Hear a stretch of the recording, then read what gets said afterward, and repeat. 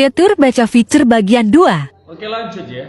Jadi kita masuk di jurnalisme sastrawi. Ini masih terkait dengan apa itu feature? Ini bagian 2 ya. Feature merupakan jurnalisme memakai pendekatan sastra. Karenanya feature disebut juga jurnalisme sastrawi. Kelahiran feature sendiri ini dibidani sastrawan novelis, sastrawan atau disebut juga novelis. Jadi awal mulanya lahirnya feature dalam jurnalistik, yakni tulisan di suatu surat kabar harian ya, diperkenalkan oleh novelis Amerika Thomas Wolfe. Jadi Wolfe melahirkan feature karena keinginannya menulis berita dengan cara yang berbeda saat dia masih bekerja di New York Herald Tribune 1962. Kurang lebih seperti itu ya. Jadi ia menilai gaya penulisan jurnalistik saat itu tidak mengakomodasi kemampuannya untuk mempertunjukkan kembali recreate atmosfer fakta saat liputan. Nah, oke, kurang lebih seperti itu ya. Sekarang masuk ke unsur-unsur feature. Dari pengertian feature di atas yang udah dijabarkan bla bla bla, ada 4 unsur dalam sebuah tulisan feature. Yang pertama adalah fakta. Ini harus ya berdasarkan peristiwa atau kejadian nyata. Walaupun gak faktual, misalkan udah kejadian beberapa tahun lalu, terus ada mungkin sedikit menguat lah, boleh. 2 adalah opini, pendapat atau perspektif penulis berdasarkan fakta. Nah, ini di sini harus berdasarkan fakta ya. Biasanya karena menghindari jurnalistik tidak boleh beropini, maka menggunakan narasumber untuk beropini atau mungkin sang tokoh seperti itu ya. Terus human interest, hal yang menggugah emosi atau ketertarikan manusiawi. Jadi mungkin terkait kesedihan, terus juga jengkel atau juga humor lucu kayak gitu ya. Jadi ketertarikan manusia tentang topik atau berita itu ya, feature.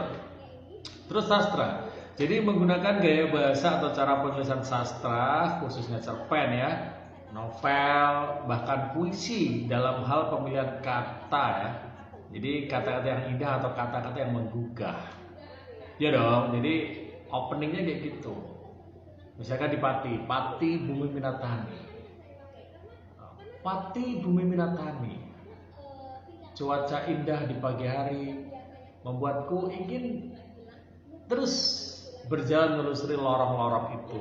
Nah, jadi seolah ada kata-kata yang membuat orang ada apaan sih harus seperti itu. Nah, pendapat atau opini jurnalistiknya di awal kayak gitu ya, menjelaskannya. Terus kita masuk ke karakteristik feature.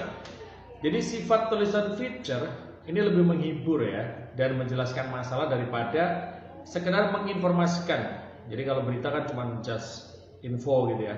Jadi nggak harus menjelaskan, nggak detail kayak gitu. Jadi storytellingnya nggak digali sampai ke terus gitu ya.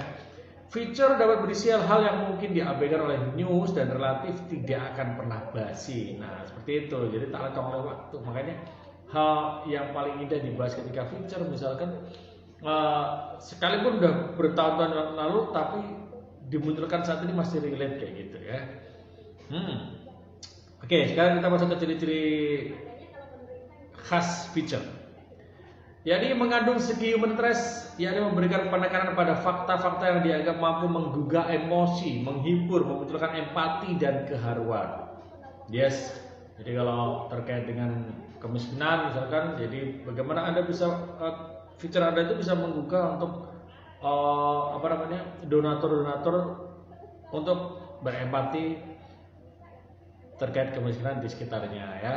Terus mengandung unsur sastra, yakni ditulis dengan cara atau gaya menulis fiksi namun tetap informatif dan faktual ya. Seorang penulis feature harus memiliki ketajaman dalam melihat, memandang dan menghayati suatu peristiwa. Jadi ia harus pula mampu menunjukkan suatu hal yang meskipun sudah umum namun belum terungkap seutuhnya.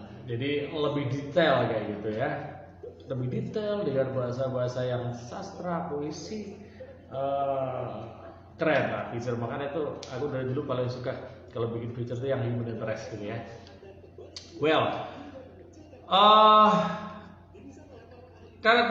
karakteristik feature yang pertama kreatif, jadi memungkinkan penulis atau ini menciptakan sebuah cerita dengan teknik berkisah ya, storytelling ya, namun bukan cerita fiktif.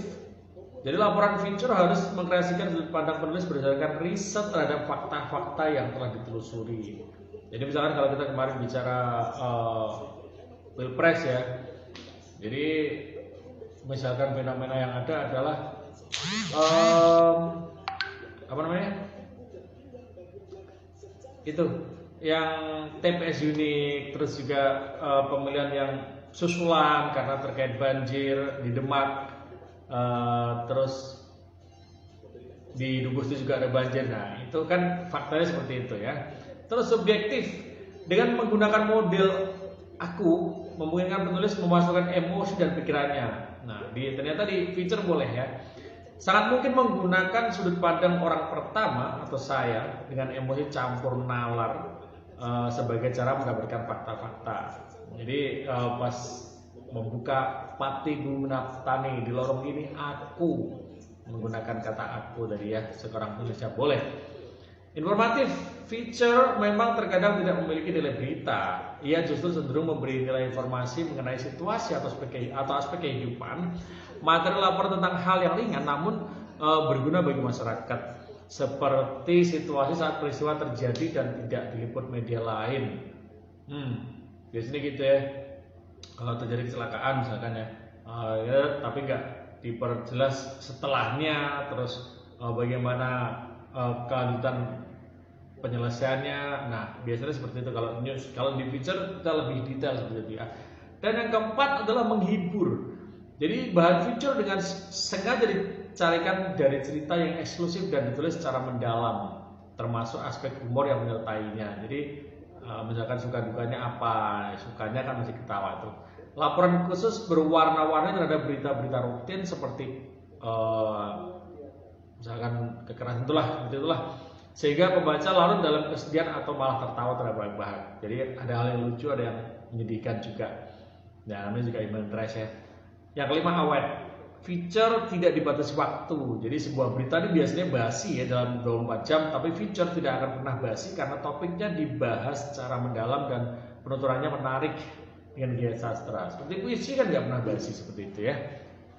Oke, masuk ke jenis-jenis feature.